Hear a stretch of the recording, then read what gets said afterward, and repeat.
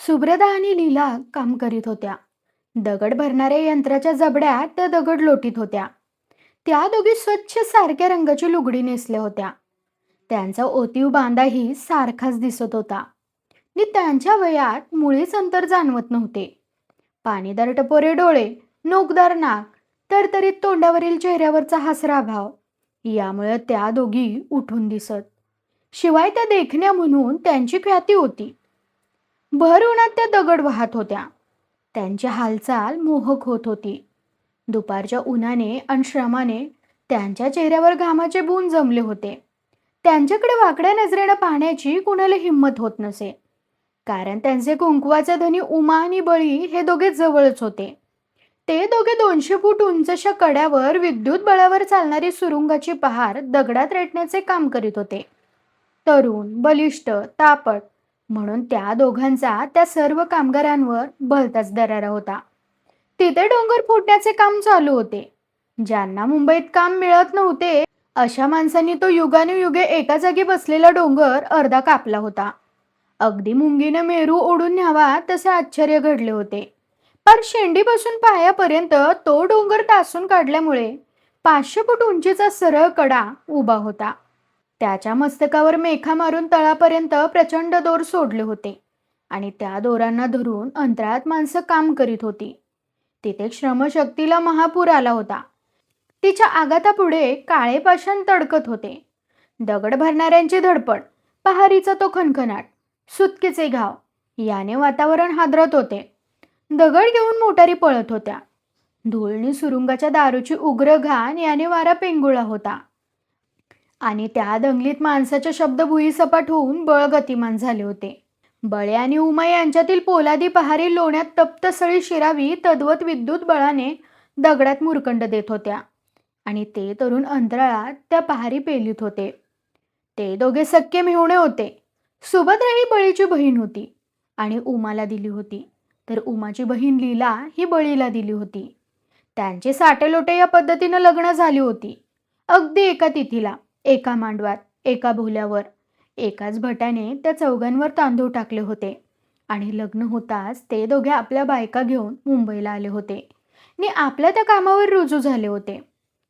तेव्हापासून ते अंतराळात दोरावर लटकत दिवसभर सुरुंगाचा नेम घेत आणि संध्याकाळी सुरुंग पेटवणाऱ्या बत्तीवाल्याचे जादा कामही करीत. त्यामुळे त्यांना 3-3 रुपये जादा मिळत. शिवाय सुब्रता आणि लीला याही आता कामाला लागल्या होत्या. त्या चौघात रोज 18 रुपये प्राप्ती होई. परंतु आपल्या नवऱ्याचे ते सुरुंग पेटवण्याचे काम त्या दोघींना मुळीच आवडत नव्हते. ते त्या दोराने वर जाताच त्या दोघींचा जीव कासावीस होई. जीवावरचे ते काम करून जेव्हा ते सुखरूप खाली येत तेव्हा कुठे त्या दोघींच्या चेहऱ्यावर आनंद तळपे. मग त्या कोंडलेले निश्वास सोडीत आणि मग ते चौघे हसत घरी जात. परंतु ती भीती त्यांच्या मनात कायमचीच घर करून बसली होती. ती रोज त्या दोघींना भेडसावत होती. जर तो सुरुंग लवकर पेटला तर? त्या चौघांचे ठीक चालले होते. बायकोचे 3 नि नवऱ्याचे 6 या हिशोबाने त्यांचे सुरेख बस्तान बसले होते. आता त्यांना खेड्यावरचा दुष्काळ जाणवत नव्हता. उलट महिन्याला 4 रुपये ते गावी पाठवित होते आणि स्वतः खाऊन सुखी होते. त्यातच खान मालकाने कामगारांसाठी उभारलेल्या झोपड्यातील एक झोपडी त्या चौघांना मिळाली होती. त्या एका झोपडीत त्यांच्या 2 चुली, दिवे, 2 तवे, कामापुरती भांडी असा संसार होता.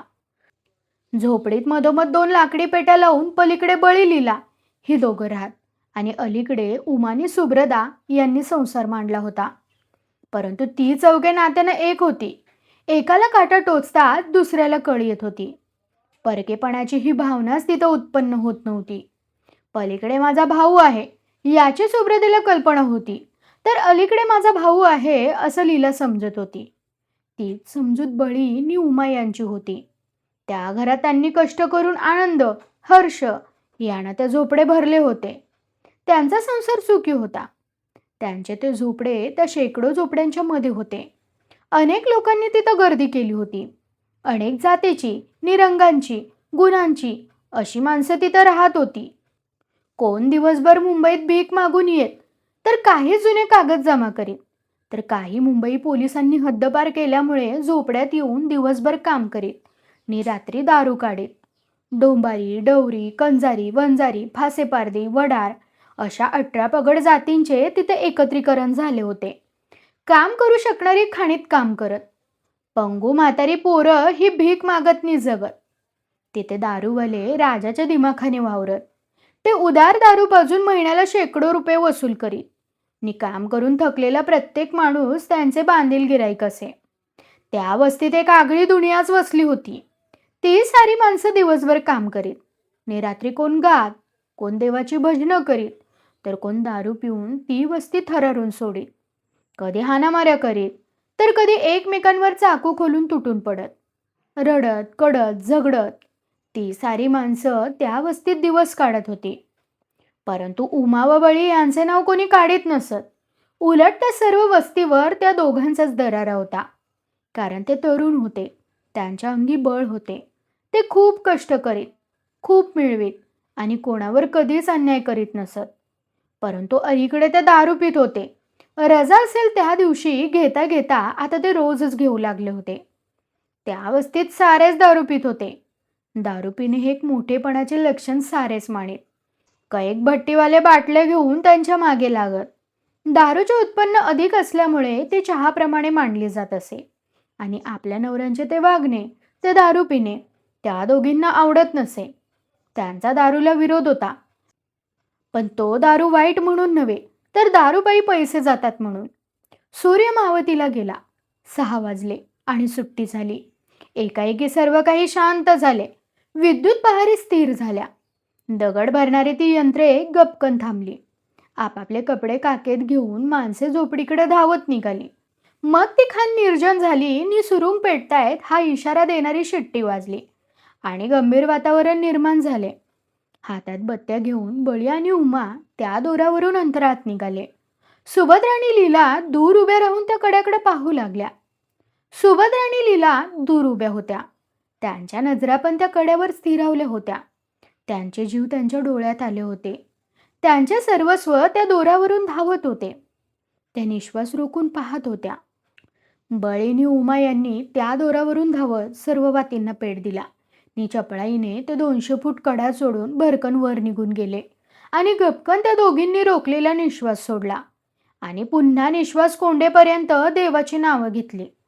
मनातल्या मनात देवाचे आभार मानले आणि ते दोघे जवळ येतात त्या लहान मुलाप्रमाणे खुदकन हसल्या आणि नव्या दमाने आपल्या खोपीकडे निघाल्या आणि वातीने आग सुरुंगांना भिडवली. तो डोंगर धडधडून पेटल्याचा भास झाला. त्याने सारा प्रदेश हादरला. प्रचंड दगड गगनात जाऊन जमिनीवर आले. जमिनीवरचे क्षणभर नाचले. धुळीनं वाऱ्याचे तोंड लाल केले. ती चौघे बोलत बोलत त्या तळ्याजवळ आली. त्या तळ्यातील निळी कमळे नि हिरवीगार पाने यांनी तळ्याचे पाणी झाकून टाकले होते. वाऱ्याच्या नाजूक धक्क्यानं ती निळी कमळे मंदगतीनं डोलत होती. त्यांच्याकडे सुभद्रेने भरकन नजर फेकली आणि शेजारची म्हातारी तिला दिसली. ती म्हातारी अर्धे लुगडे नेसली होती आणि अर्धे धरून पसरून वाळवीत होती. जीवनातील मोठा पेच प्रसंग तिनं सोडवला होता. तिला सुभद्रा म्हणाली, आजे दिस बुडला की. बुडू दे. म्हातारी विजयी मुद्रा करीत म्हणाली, अर्ध लुगडं आज धुवून झालं. आता उद्या अर्ध पिळून काढीन. चल आले मी. एवढ्यात जिंगऱ्या धावत आला. तो एका पायाने लंगडा होता आणि दादागिरीसाठी त्यानं आपले सर्व दात गमावले होते. तो एका पायाचा माणूस पोलिसांना डोईजड झाल्यामुळं त्यांनी त्याला त्या खाणीत काम करायला भाग पाडले होते. परंतु झिंगऱ्या गहूभरही नमला नव्हता. तो दिवसा काम करीत होता आणि रात्री दारू काढीत होता.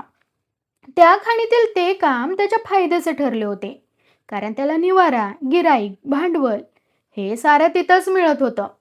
म्हणून तो उलट पोलिसांचे आभारच मानित होता. झिंगऱ्या धापा टाकीत होता. उमाजी कुठं निघाला? कुठं म्हणजे? घराकडं र. उमा उत्तरला. नि झिंगऱ्या लटकाच राग आणून म्हणाला, ए काय राहाय घरात? याडबीड लागलं का तुम्हासनी? घर ना काम, काम न घर. ए बाबा जाऊ दे आम्हासनी आपल्या घरला. सुभद्रा फनकारली. नि झिंगऱ्या गर्वानं उसळून म्हणाला, घर? कुणाचं घर? अगं माझ्या आई, ती चिमनलाल शेठची मेहरबानी होय. तुला काय आगीपिच्या सारखंच? लीला भुवया चढवीत म्हणाली. हात धरावा तो रोकडा आणि शेंडी धरावी तर बोडका. झिंगऱ्या मध्येच मोठ्यानं ओरडला आणि पोट धरून हसू लागला. ए, म्हणणं काय तुझं? बळीनं विचारलं आणि एकदम गंभीर होऊन झिंगऱ्या म्हणाला, माल काढला एक नंबरचा. पेटव तुझा माल. सुभ्रता खेकसली. न गामासनी त्यो. अरे तुम्हाला कोण घे म्हणतो?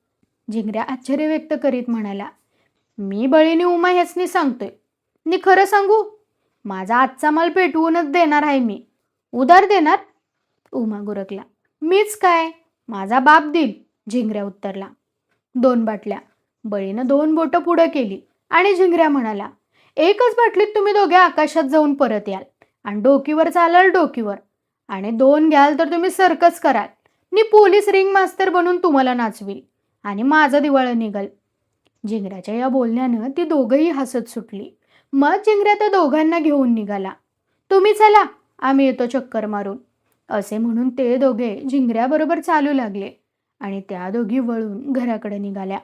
सुभ्रता मध्येच थांबून म्हणाली, लवकर यायचं, वाट बघायला लावायची नाही. नका नका नका, जेवून निजा, बळी म्हणाला आणि पुढे चालू लागला. झिंगऱ्याला शिव्या देत त्या दोघी घराकडे वळल्या. सर्वत्र गडद अंधार भरला होता. त्या अंधारात ती वस्ती मेंढराच्या खांडासारखी बसली होती. एखाद्या वेड्यानं चिंध्या पांघराव्यात तद्वत ती घरे कळाहीन दिसत होती. उदास वाटत होती.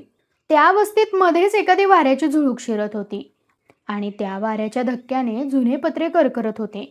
त्यामुळे कुणीतरी संतापून दात खात होते असा भास होत होता. अगदी थोड्याच अंतरावर समोरासमोर 2 टेकड्या उभ्या होत्या आणि त्या 2 टेकड्यांच्या 2 मस्तकांवर प्रचंड असे लाल रंगाचे दिवे क्षणोक्षणी पेटून विझत होते. त्या 2 दिव्यांच्या मधून विमानाचा मार्ग होता. टेकडीवर टक्कर घेऊ नये म्हणून ते दिवे विमानांना धोक्याचा इशारा देण्याचे काम अखंडपणे करीत होते. मध्येच एखादे विमान बिरबिरीत येऊन त्या खिंडीमधून झेप घेऊन उतरत होते. रोज कितीतरी विमानं त्या वस्तीवरून ये-जा करत होती. त्या विमानातून जगातील काही श्रेष्ठ माणसं मुंबईला जात होती. त्यात विद्वान, पंडित, शास्त्रज्ञ असत. भारतीयच नव्हे तर जगाच्या संस्कृतीची ज्यांना तळमळ लागली आहे असेही थोर आत्मे असत. कैक राजे महाराजे असत, कित्येक भारतरत्न, पद्मश्री असत, तर कोणी महाकवी, मोठे साहित्यिक, कादंबरीकारही असत. पण त्यापैकी एकालाही ती वस्ती दिसत नव्हती. दिल्लीच्या आसपास त्या जुन्या थडग्यातच भारतीय संस्कृती आहे असं समजदारांना त्या वस्तीत माणूस राहतो एवढे सुद्धा जाणवत नव्हते. आधुनिक जग त्या वस्तीपासून फक्त 15 मैलावर थांबले होते, कारण त्या वस्तीजवळ एक मैलाचा दगड छाती काढून उभा होता आणि तो इंग्रजी भाषेत सांगत होता, मुंबई 15 मैल. 12 वाजून गेले. सुब्रता लीला बसून कंटाळल्या. त्यांची कष्टानं थकलेली शरीरं पेंगाळून गेली. डोळ्यात झोपेचा दर्या जागा झाला. चरफडत त्यांनी दिवे मालवले. अंथरुणावर अंगे टाकली. विश्रांतीसाठी हपापलेली शरीरे निर्जीव होऊन घोरू लागली. रात्र अधिकच काळी होत होती. त्या सामसूम झालेल्या वस्तीत एकाएकी कोणतरी बरळत होते. मध्येच एखादे पोर किंचाळत होते. घुशी दौडत होत्या. मांजरे भेसूर सूर काढून एकमेकांपुढे बसून ओरडत होती. तळ्यावर पाणी पिण्यासाठी आलेली कोल्ही जाताना हुक्की कू अशी हुक्की देऊन पळत होती. अशा थाटात ती रात्र पुढे सरकत होती.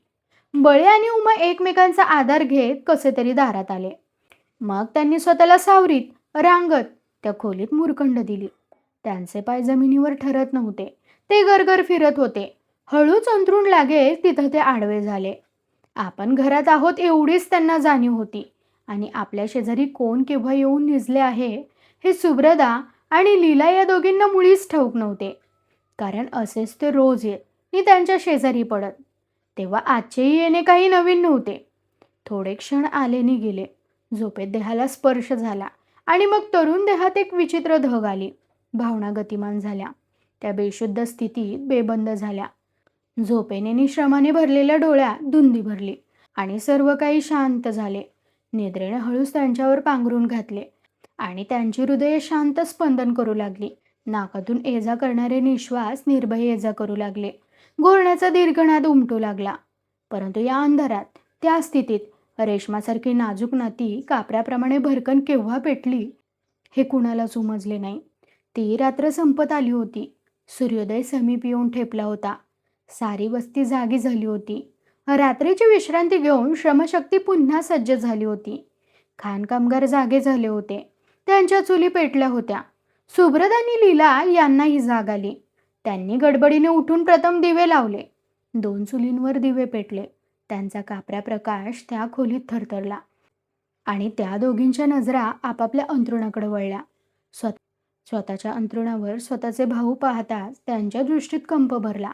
त्या चरफडल्या आणि त्यांच्या दृष्टीपुढे रात्रीचे ते प्रसंग साकार झाले. विध्वंसक सुरुंगांना वातीनं आग पोचवावी तसे घडले. त्यांच्या हृदयांनी बडबडून पेट घेतला. अग्नीपेक्षाही दाहक अशी पश्चातापाची आग त्यांच्या मस्तकाकडे सरकून त्या क्षणात वेडावल्या. जिभा निष्प्राण झाल्या. शब्द थिजले. आशा, आकांक्षा, हर्ष, आनंद हे सर्व भाव त्यांच्या डोळ्यात जळून भस्म झाले. त्यांना प्रकाशाची भीती वाटू लागली आणि त्यांनी दिवे मालवले. पुन्हा अंधार झाला.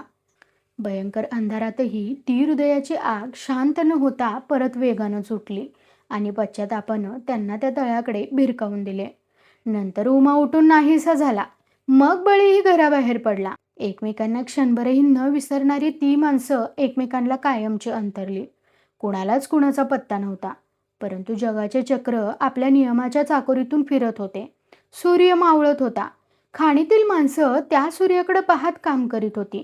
तिथे बळी, उमा, सुब्रदा, लीला ही चौघही नव्हती. त्यांची कुणी चौकशीही केली नाही. सर्व काही पूर्वीप्रमाणे चालू होते. ती म्हातारी त्या तळ्यावर आली होती. तिने काल न धुतलेले आपले अर्धे लुगडे आज धुवून वाळत घातले होते आणि अर्धे नेसून ती सुब्रदा, लीला यांची वाट पाहत होती. थोड्याच वेळात खाणीला सुट्टी झाली. कामगार आपापल्या घराकडे पळत सुटले. खाण रिकामी झाली आणि सुरुंग पेटल्याचा इशारा देणारी शिट्टी वाजली. हजारो माणसं ती सुरुंगाची मौज पाहण्यासाठी तळ्याकाठी थांबली आणि हातात बत्ती घेऊन बळी कड्याकडे निघाला. त्याच्याबरोबर उमा नव्हता.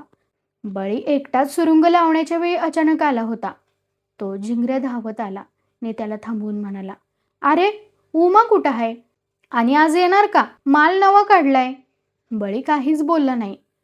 त्याने पायाशी पडलेले एक नारळ एवढा दगड उचलून एकाच दणक्यात झिंगऱ्याला आडवा पाडला आणि दुसरा एक मोठा दगड उचलून तो स्वतःच्या डोकीत घातला.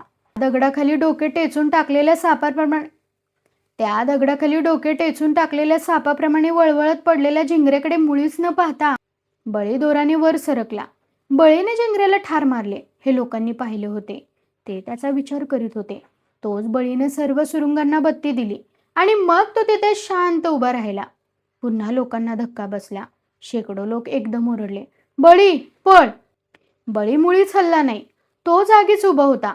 त्या लहानशा वातीनं आगीचे कण दारूला भिडवले आणि डोंगराला आग लागली.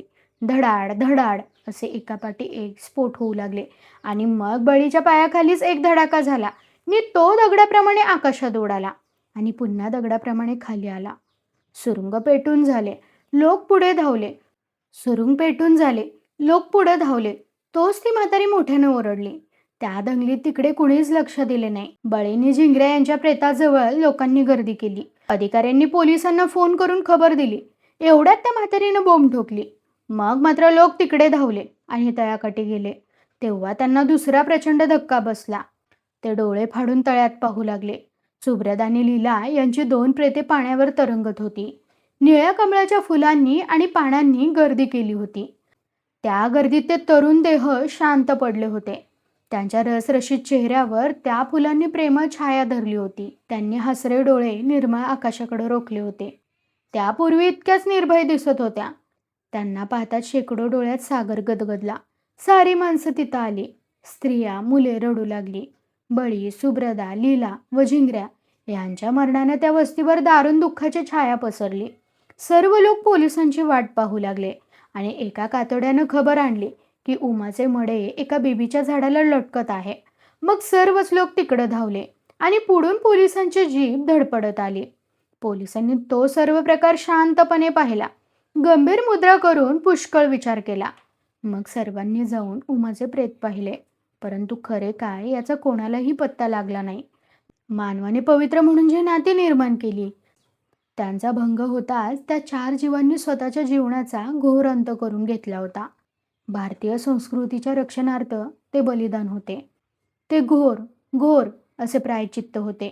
परंतु पोलीस मात्र आत्महत्या की खून या विचारात गिरक्या मारित होते.